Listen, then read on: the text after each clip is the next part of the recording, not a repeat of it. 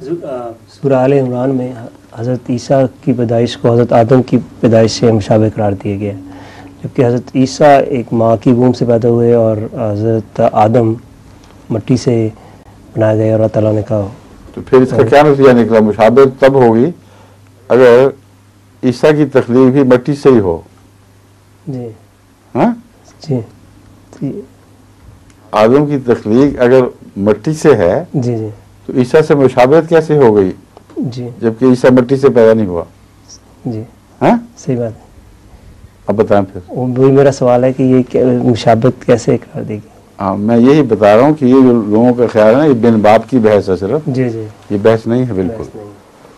अल्लाह ताला फरमाता है कि ईसा की तख्लीक देखनी है तो ये देखो कि इंसान ऐसी हालत में पैदा किया गया था कि जबकि किसी नुत्फे का भी कोई सवाल नहीं था,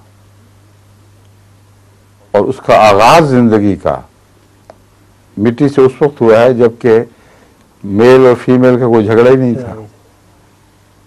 तो जब उससे खुदा ताला ने तख्लीक जारी कर दी जी और फिर सिंगल फीमेल से आगे नस्ल चलाई है, तो ईसा के मामले में ताज्जुब क्या कर रहे हो तुम? ठीक।